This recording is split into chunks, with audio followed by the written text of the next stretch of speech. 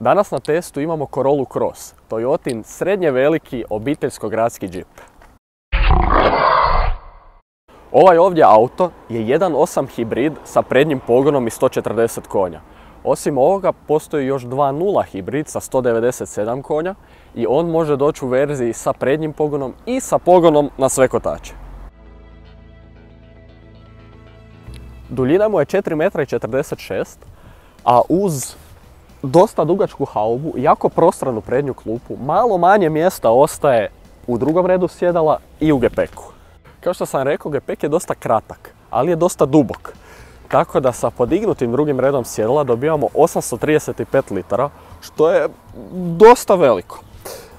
Sa gajbom pive vidimo koliko tu zapravo ima prostora.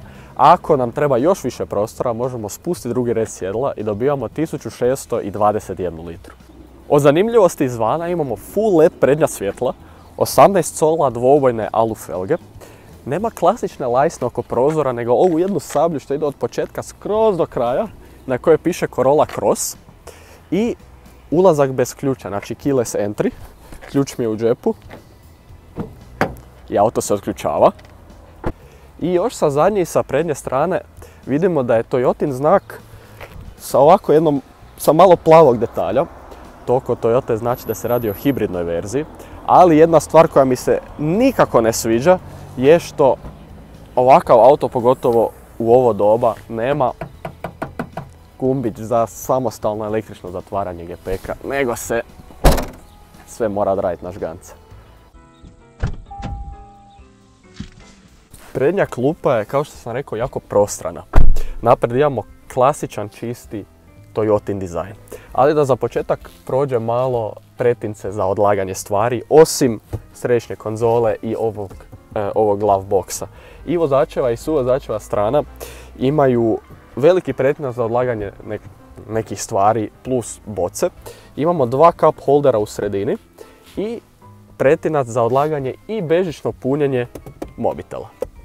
Od ovih tehničko-sigurnosnih stvarčica imamo senzor za svjetla, senzor za kišu, senzor mrtvog kuta, lane assist, znači da te drži unutar vozne trake. Nisam baš preveliki fan tog lane assista. Mene to živcira. Em to što živcira, a i nisu svugdje baš označene trake. Ona kada si na ovakvom nekakvom putu, gdje nema srednje trake i moraš izbjegavati nešto, da ti vraća volan nazad, baš je.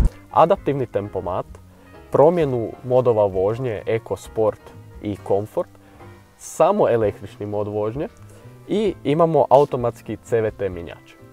Zapravo ta kombinacija tog adaptivnog tempomata i lane assista je dobra stvar za auto. Da, za autoput to savršeno, da, imaš ovaj isto radar, kojiš čim se približiš nekom i držiti odstojanje cijelo vrijeme i to je to. I držite unutar trake. Da, to je recimo odlično. Od komfortnih stvarčica imamo ekran u sredini, ekran ispred vozača, dvozonsku automatsku klimu, grijanje sjedala i grijanje volana, pneumatsku potporu kralježnice za vozača, parking senzore naprijed i iza i imamo stražnju kameru. Kao što sam rekao, drugi red sjedala što se tiče prostora nije baš nešto previše velikodušan, ali je u redu. Sa mjestima za odlaganje stvari imamo i sa lijeve i sa desne strane ovako je jedan mali, pa ja bih rekao da je to možda za mobitel, prostor za odlaganje boce, isto lijevo i desno. U sredini imamo naslon za ruke sa još dva cup holdera i desna strana ima iza sjedala mrežicu. Također još imamo dva USB-C priključka. Još od dodatne opreme koju ovaj auto ima su dinamički žmigavci sprijeda, ambijentalno osvjetljenje, prepoznavanje prometnih znakova, Safe Exit Assist, pomoć za siguran izlazak iz vozila pri otvaranju vrata i MyT Connect aplikacija za mobitel, tako da se nekim funkcijama automobila može pristupiti na daljinu. Uz to još moram reći da postoji električno otvaranje i zatvaranje prtljažnika, ali to dolazi tek u najjačoj opremi. Dobre, sreli smo si kolege, TV Auto magazin. Evo sad ću zgasiti. Mi smo mlađi i zgodniji. Tako je.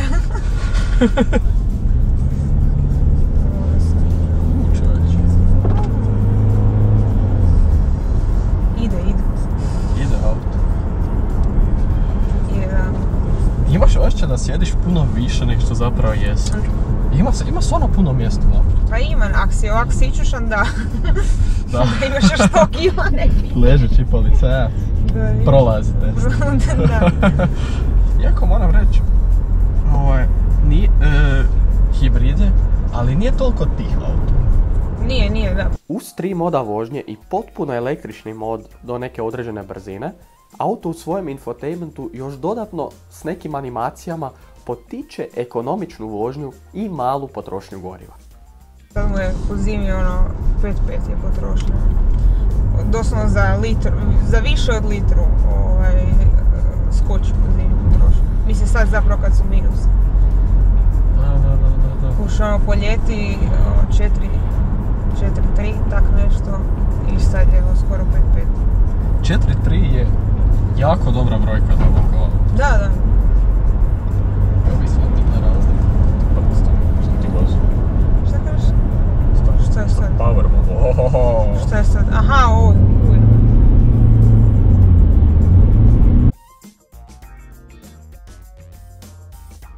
Jako je... Ne znam koja je hrvatska riječ za smooth. Ne znam. Auto cijelo vrijeme prebacuje iz nekakvog hibridnog, baterijskog u